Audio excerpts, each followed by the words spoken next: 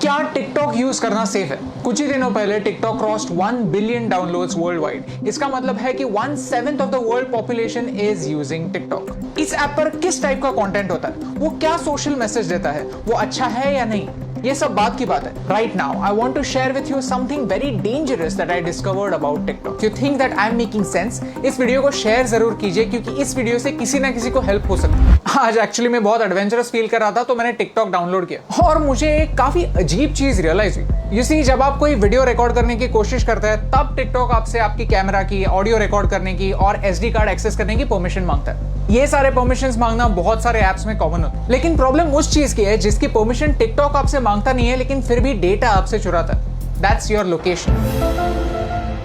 आप ये खुद चेक कर सकते हैं। सेटिंग्स में जाइए और ऐप परमिशंस में जाकर टिकटॉक को सर्च कीजिए। लोकेशन का कहीं पे मेंशन भी नहीं होगा। लैंग्वेज सिलेक्ट करते वक्त मैंने सिर्फ इंग्लिश सिलेक्ट किया था, फिर भी मेरे फीड में हिंदी वीडियोस है, मराठी वीडियोस भी है। टिकटॉक को कैसे पता चल रहा है कि आप कहां पे? जस्ट एज अ प्रिकॉशन मैंने लोकेशन भी ऑफ कर दिया था। लोकेशन ऑफ करने के बाद गूगल मैप्स भी ठीक से नहीं चल पाता, आरोग्य सेतु ऐप भी नहीं चलता। These important apps also can't work without you giving them the permission. मैं मुंबई में हूं, मुझे मराठी आता है, मुझे हिंदी आता है, ये टिकटॉक को कैसे पता चल रहा है? If you want to cheat your location there is a very simple trick called a VPN, virtual private network. Okay, so मैं अभी एक VPN यूज कर रहा हूं और मेरा लोकेशन मैंने USA में सेट किया। On YouTube all the ads that I am getting over here are from the US। So मैंने YouTube को ट्रिक कर दिया। एज यू कैन सी मेरा हॉटस्टार नहीं चल रहा है और मजे की बात यह है कि अगर मैं टिकटॉक पे जाता हूं तो I can see all the same videos. So how is TikTok doing it? I found the answer. TikTok is using the data from your SIM card. जो सारा इंफॉर्मेशन जा रहा है वो मेरे सिम कार्ड से जा रहा है। क्या आपको समझ रहा है कि ये कितना डेंजरस है, कितना सिनिस्टर है? सीधे सिम कार्ड से आपकी रीजनल इंफॉर्मेशन लेना, डोंट यू थिंक एक वीडियो शेयरिंग ऐप के लिए ओवरकिल है, अननेसेसरी है? And the worst part is इसके बारे में कोई वार्निंग नहीं है। द ऐप जस्ट सेज कि we will automatically collect it, that's it. ये डिस्कवर करने के बाद मैंने टिकटॉक की प्राइवेसी पॉलिसी कंप्लीटली पढ़ी और उसमें मुझे कुछ ऑब्जेक्शनेबल पॉइंट्स दिखे। If you link any social media account to TikTok then TikTok वहां की इंफॉर्मेशन यूज कर सकता है आपके बारे में जानने के लिए। टिकटॉक कंटेंट डिलीवरी के लिए HTTP सर्वर्स यूज करता है, HTTPS नहीं, सिक्योर्ड सर्वर्स नहीं। तो ये सर्वर्स हैक हो सकता है। इस वीडियो में किसी ने डेमोन्स्ट्रेट किया है कि कैसे ऑफिशियल अकाउंट से एक गलत मैसेज फॉरवर्ड हो सकता है। आपका अकाउंट डिलीट होने के बाद भी टिकटॉक जब तक चाहे आपका डेटा उनके सर्वर्स में रख सकता है। और मेरा टिकटॉक के साथ सबसे बड़ा प्रॉब्लम है आर्टिफिशियल इंटेलिजेंस। कि ByteDance जो टिकटॉक की पेरेंट कंपनी है वो एक आर्टिफिशियल इंटेलिजेंस कंपनी है। उनका प्रोडक्ट कंटेंट क्रिएशन का प्लेटफॉर्म नहीं है, उनका प्रोडक्ट है algorithm. You see, China wants to be a superpower in AI by 2030. Computer की भाषा क्या होती है? Zeros and ones, binary.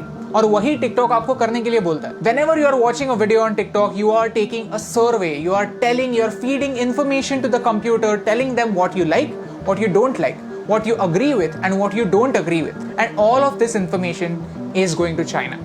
आपको क्या लगता है? क्या ये सही हो रहा है? Tell me in the comments below. In social media, artificial intelligence changes the game completely.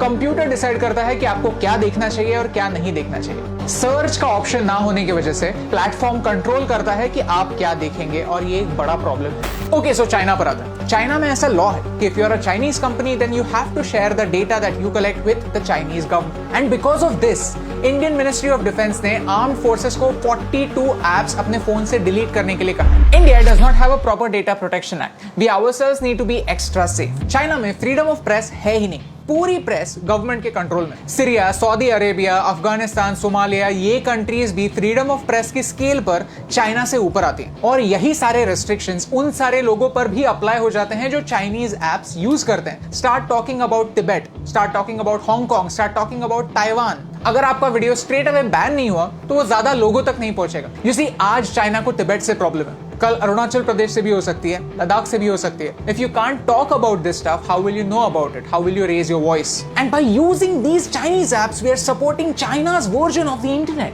Privacy on the internet is a myth. हम जब भी कोई सर्विस फ्री में यूज करते हैं तो हम उनके प्रोडक्ट होते हैं, हमारा डेटा हमारी करेंसी होता है। शुड यू डिलीट टिकटॉक और any other app for that matter? ये बताने वाला मैं कोई नहीं होता। But you can definitely take some precautions. If you have Chinese apps on your phones, then don't use UPI or any net banking apps on the same phone. When creating an account, don't use Google to sign in. Create a new account, use a different password. Cyber theft is real. Keep changing your passwords and keep your emails safe. If you go to haveibeenpawned.com, you can find out whether your personal information has been breached. All I want to say is this is not TikTok versus YouTube. I am giving you TikTok's example because TikTok is popular and you can check it yourself. If you're a TikTok creator, then this concerns you more than me because आपका data ज्यादा share हो रहा है. It's important for you to know कि China के products को सस्ता मत समझिए, चाइना के एप्स को फ्री मत समझिए because everything comes at a cost. My question is, can you pay the price?